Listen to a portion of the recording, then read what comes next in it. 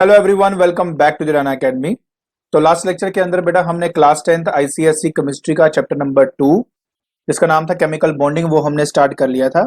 आज के लेक्चर के अंदर हम उसी का जो नेक्स्ट टॉपिक है दैट इज इलेक्ट्रोवेलेंट बॉन्ड, जिसको आयनिक बॉन्ड भी कहते हैं बेटा, उसको डिस्कस करने वाले हैं। और हाँ, ऊपर जितने भी चैनल और जो पेजेस दिए गए हैं उनकी जो लिंक्स है वो हमने डिस्क्रिप्शन बॉक्स में डाल दिए हैं। तो बिना कोई टाइम वेस्ट किए चलिए शुरू करते हैं।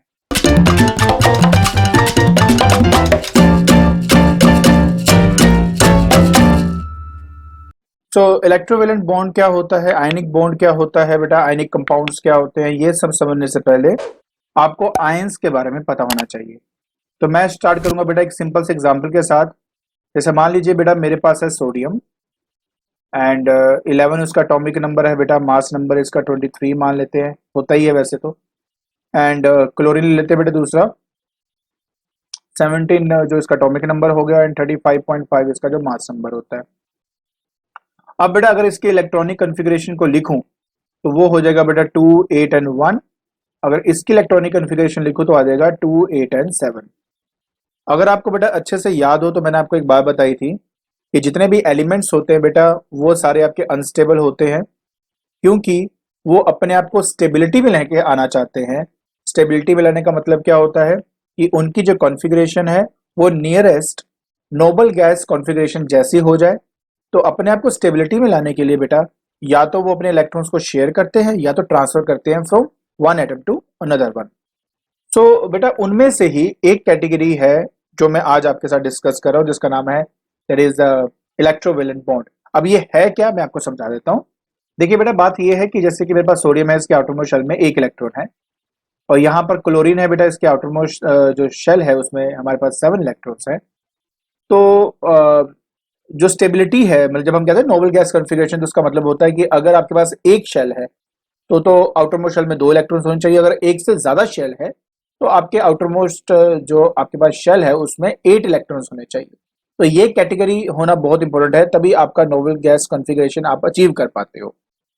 तो देखिए इसमें जो सोडियम केस में बेटा हमारे पास जो लास्ट है वहां पे एक इलेक्ट्रॉन है, लेकिन अगर मैं इस एक इलेक्ट्रॉन को निकाल दूं तो ऑटोमेटिकली बेटा मेरे पास 2 शेल बच जाएंगे, जिसके आखिरी शेल में क्या होंगे, 8 इलेक्ट्रॉन्स होंगे। देखो दो काम कर सकते हैं, या तो एक इलेक्ट्रॉन को निकाल दो या तो 7 इलेक्ट्रॉन्स को ऐड कर दो। आई थिंक आप भी अच्छी तरह जानते हो बेटा कि एक इलेक्ट्रॉन निकालना ही बढ़िया है। सो ऐसे कंडीशन के अंदर बेटा क्योंकि इसमें डेफिशिएंसी ऑफ इलेक्ट्रॉन आती है, तो ये बन जाता है बेटा आपका Na पॉजिटिव आयन। इसकी कॉन्फ़िगरेशन बन जाती है बेटा 2 एंड 8। ये जो आपका Na पॉजिटिव आयन अभी आप यहाँ पे देख रहे हो बेटा, इसको बोला जाता है कैटायन। सो जो कैटायन होता है वो होता है पॉजिटिवली चार्ज्ड आयन।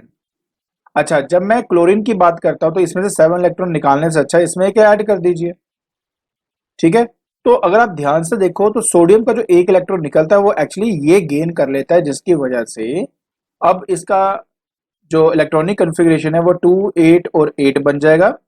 और अब सबसे बड़ी मजेदार बात बेटा वो ये है कि अब ये बन जाएगा बेटा Cl-1, क्योंकि एक्सेस ऑफ इलेक्ट्रॉन हुआ है। तो नेगेटिवली चार्ज्ड आयंस को हम एनायन बोलते हैं बेटा। क्या बोलते हैं? एनायन बोलते हैं। तो एक बात समझना बेटा बहुत इंपॉर्टेंट है कि अगर मैं बेटा आयंस के बारे में बात कर रहा हूं तो जो फर्स्ट ग्रुप और जो सेकंड ग्रुप है बेटा उनके आउटरमोस्ट शेल में एक या दो इलेक्ट्रॉन्स होते हैं। तो उनमें से इलेक्ट्रॉन निकालना आसान है, और इसका मतलब है कि वो आराम से आपके कैटायन बन सकते हैं। उसी तरह अगर आप आ जाते हो 16 या 17 ग्रुप की अगर मैं बात करता हूं तो उनके आउटरमोस्ट शेल में 6 या 7 इलेक्ट्रॉन्स होते हैं। तो उनके लिए एटम्स को बेटा ऐड करना उतना ही ज्यादा आसान है। तो what I am trying to say is that कि जब ये हम ट्रांसफर ऑफ इलेक्ट्रॉन्स की बात करते हैं तो उसमें हम इन्वॉल्व करते हैं मेटल्स और दूसरा करते हैं नॉन मेटल्स। तो मेटल्स एंड नॉन मेटल्स में, क्योंकि मेटल है उसमें मेटालिक कैरेक्टर होता है बेटा, उसमें से इलेक्ट्रॉन आराम से निकाल सकते हैं। और अगर नॉन मेटल की बात करो बेटा तो उसके अंदर इलेक्ट्रॉन मतलब अपनी तरफ अट्रैक्ट करने की जो ताकत है वो ज्यादा होती है बेटा, इलेक्ट्रॉन एफिनिटी ज्यादा होती है। इस वजह से वो आराम से आयन जो है आयंस बन पाते हैं, एनायंस बन पाते हैं। तो अब सबसे बड़ी बात सिर्फ ये है बेटा कि मेरे पास दो आयंस है, एक पॉजिटिव एक नेगेटिव। आप जानते हो बेटा कि दो ऑपोजिट चार्ज पार्टिकल एक दूसरे के नजदीक आते हैं तो they experience a force of attraction. बेटा बस यही इलेक्ट्रोस्टैटिक फोर्स की वजह से, दो चार्जेस के बीच में जो फोर्स एक्ट करती है बेटा वो इलेक्ट्रोस्टैटिक फोर्स होती है। सो इसी इलेक्ट्रोस्टैटिक फोर्स की वजह से बेटा ये एक दूसरे के पास आते हैं, एक बॉन्ड क्रिएट करते हैं, और उस बॉन्ड का नाम है बेटा इलेक्ट्रोवेलेंट बॉन्ड, या हम उसको नाम देते हैं बेटा आयनिक बॉन्ड। ठीक है, तो कहने का मतलब ये है बेटा कि ये क्रक्स है बेटा, बेसिकली सारा कुछ इसी के मतलब अराउंड हम स्टडी करने वाले हैं। अब सबसे पहले आयंस देख लेते हैं बेटा। तो एक आयन क्या है? एक आयन एक ऐसा चार्ज पार्टिकल के बारे में हम यहाँ पे बात कर रहे हैं जो तब बनता है which is form due to the gain और लॉस ऑफ वन और more electrons by an atom. ठीक है, अब बेटा वो पर्टिकुलर मेटेलिक एलिमेंट जिनमें से इलेक्ट्रॉन निकाला जाता है ताकि कैटायन बन सके, उनको इलेक्ट्रोपॉजिटिव एलिमेंट कहा जाता है। जैसे कि सोडियम है, अगर आप एक इलेक्ट्रॉन निकाल दो तो ऑटोमेटिकली बेटा आपके पास Na पॉजिटिव बन जाएगा। और वो नॉन मेटेलिक एलिमेंट जिसमें से मतलब जिसके अंदर अगर हम इलेक्ट्रॉन को ऐड करके एक नेगेटिव चार्ज आयन बना सके, उसको इलेक्ट्रोनेगेटिव एलिमेंट का नाम दिया जाता है। जैसे क्लोरीन, क्लोरीन के अंदर एक इलेक्ट्रॉन को ऐड कर दें तो आराम से वो आपका Cl नेगेटिव बन जाएगा। तो हमारे पास कैटायन होता है, हमारे पास एनायन होता है, उनके बीच में फोर्स होती है जिसकी वजह से बेटा ये आपस में कंबाइन हो जाते हैं। तो जब ये आपस में कंबाइन होते हैं तो हमारा आयनिक बॉन्ड या इलेक्ट्रो जो वैलेंट बॉन्ड है वो आपका बेटा क्रिएट होता है। तो बहुत सिंपल कॉन्सेप्ट है, आराम से समझो, समझ में आ जाएगा। तो डेफिनेशन की तरफ चलें इलेक्ट्रोवेलेंट कंपाउंड की या आयनिक कंपाउंड की, तो बहुत सिंपल से बेटा डेफिनेशन है। कहता था chemical compounds formed as a result of the transfer of electron from one atom to an element to one atom of the other element is called the ionic compound. मतलब वो compound जो तब बने हो जिसमें से एक एटम से इलेक्ट्रॉन निकालकर दूसरे एटम में ट्रांसफर किया जाए, तो उस टाइम बेटा जो हमारा कंपाउंड बनता है उसको आयनिक कंपाउंड का नाम देते हैं। और जितने नंबर ऑफ इलेक्ट्रॉन्स इन्वॉल्व होते हैं इस बॉन्ड को क्रिएट करने के लिए या इस कंपाउंड को क्रिएट करने के लिए, बेटा उसको इलेक्ट्रोवैलेंसी का नाम देते हैं। बहुत सिंपल चीज है, आराम से बेटा आप ये बात समझ सकते हो। अब हमने स्टडी करना बेटा वो कौन सी कंडीशन है जो फेवरेबल है for the formation of ionic bond. तो नंबर 1 है बेटा लो आयनाइजेशन पोटेंशियल। बेसिकली इसको बहुत प्रिसाइजली कहें तो low ionisation potential of a metal. देखिए बेटा सिंपल सी बात आपको बताऊं, आयनाइजेशन पोटेंशियल का मतलब होता है वो अमाउंट ऑफ एनर्जी जो हम किसी पर्टिकुलर एटम को दे रहे हैं ताकि इसके आउटर मोस्ट शेल के इलेक्ट्रॉन्स को हम निकाल सके। ठीक है, उसको हम कहते हैं लो आयन, मतलब उसको कहते हैं आयनाइजेशन पोटेंशियल। अब एक बात आपको मैं अच्छी तरह बता दूं बेटा कि मेटल जो होता है ना उसके आउटर मोस्ट शेल में एक इलेक्ट्रॉन या दो इलेक्ट्रॉन, या एल्यूमिनियम के 13 ग्रुप की बात करें तो हमारे पास 3 इलेक्ट्रॉन्स होते हैं। तो आप अच्छी तरह जानते हो कि पीरियोडिक टेबल के अंदर जो ग्रुप 1 होता है उसमें से इलेक्ट्रॉन निकालना ज्यादा आसान है as compare to group 2, as compare to group 3। तो बेटा मेरा ये यहाँ पे ये कहना है कि जिसमें से आसानी से इलेक्ट्रॉन निकाल सकते हो वो इजिली कटायन बनेगा, और क्योंकि वो इजिली कटायन बना है तो वो आराम से आयनिक बॉन्ड बना सकता है। इसलिए कहा गया कि इन केस ऑफ मेटल जिसकी लो आयनाइजेशन पोटेंशियल होती है वो आराम से इलेक्ट्रॉन को लूज कर सकता है, जिसकी वजह से वो कटायन इजिली फॉर्म कर सकता है। अब एनायन की बात कर लेते हैं बेटा। एनायन को बनाया तब जा सकता है अगर वो इलेक्ट्रॉन को अट्रैक्ट करे, तो उसके लिए वर्ड यूज किया जाता है high electron affinity. Electron affinity का मतलब है वो अमाउंट ऑफ एनर्जी जो आपकी लिबरेट होती है जिस टाइम एक इलेक्ट्रॉन ऐड होता है किसी पर्टिकुलर एटम के अंदर ताकि वो एनायन बन सके। बेटा आपको अच्छी तरह याद है जब हम लेफ्ट टू राइट जाते थे तो साइज जो है एटम का छोटा होता है।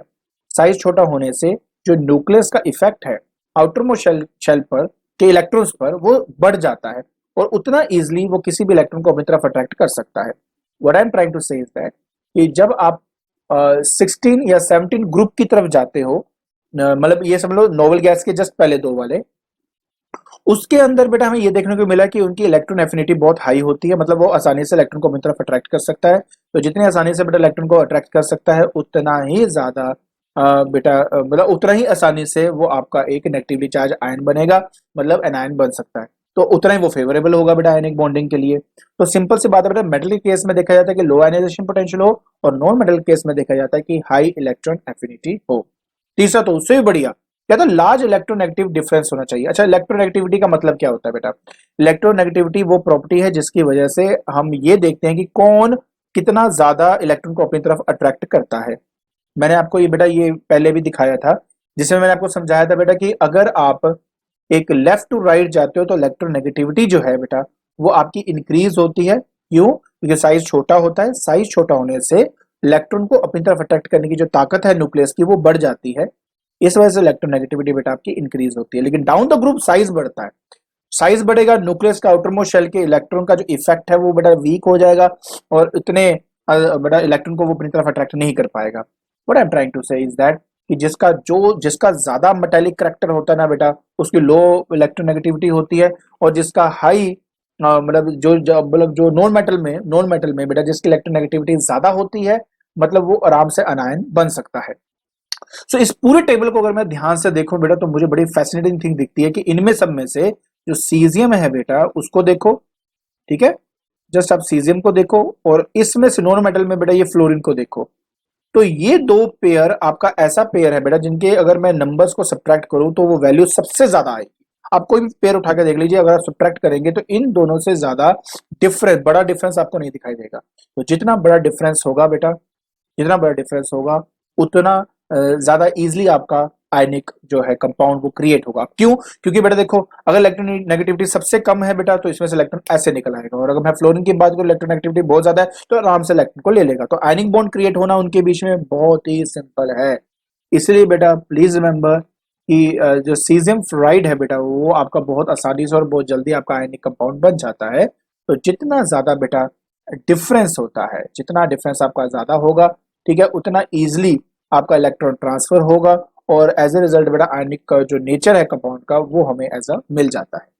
सो बेटा एज ए रिजल्ट हम यही बोलते हैं कि मेटल्स एंड नॉन मेटल के बीच में जो बॉन्ड क्रिएट होता है वो आयनिक या इलेक्ट्रोवेलेंट होता है। ये बात बेटा कभी हमेशा याद रखना, कभी भूलना नहीं, ठीक है, गुड। अब हम बात करते हैं बेटा why are ionic compound stable. ये स्टेबल क्यों है?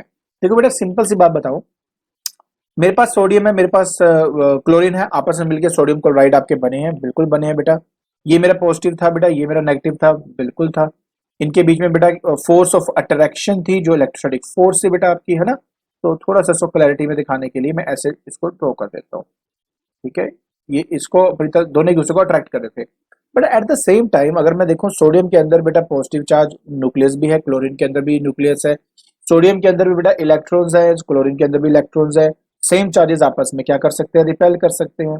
बट बेटा इस रिपल्सन से ज्यादा स्ट्रॉन्ग होती है ये इलेक्ट्रोस्टैटिक फोर्स, जिसकी वजह से ये अपने आप को बाउंड मतलब बाइंड करके रख पाते हैं। So that is why I am trying to say that कि electrostatic force of attraction is more stronger than the force of repulsion acting between the same charges. So इसी वजह से बेटा आयनिक जो कंपाउंड्स है वो आपके ज्यादा स्टेबल होते हैं। तो अगर आप ध्यान से देखो यहाँ पे दिया हुआ बेटा कि आयनिक कंपाउंड क्यों स्टेबल होता है, उसका मैंने पूरा रीजन आपको दिया है। इसके अलावा ये बेटा वो आपके एग्जांपल्स हैं, जिन एग्जांपल्स को देखकर आपको पता लग जाएगा कि क्यों ये एक आयनिक कंपाउंड बनाते हैं। जैसे सोडियम है ग्रुप 1 का, क्लोरीन आपका ग्रुप 17 का, मैग्नीशियम ग्रुप 2 का, एंड ये जो क्लोरीन है बेटा ये आपका फिर होगा ग्रुप 17 का। तो इस तरीके से बेटा यू कैन से दैट कि इनके कॉम्बिनेशन से बना हुआ जो कंपाउंड है बेटा वो क्या होगा? आपका आयनिक कंपाउंड होगा। आई होप बेटा ये जो बेसिक है ये आपको समझ में आ गया होगा, ठीक है। तो आज के लेक्चर के अंदर बेटा हमने आयनिक कंपाउंड के बारे में स्टडी किया। हमने ये स्टडी किया कि वो किन फैक्टर्स पे डिपेंड करता है, कैसे डिपेंड करता है बेटा आपका, और ये इतने स्टेबल क्यों होते हैं बेटा। और अगर आपको मेरी वीडियो पसंद आ रही है तो please like it, share it and subscribe it. आज के लिए बस इतना ही। Thank you so much.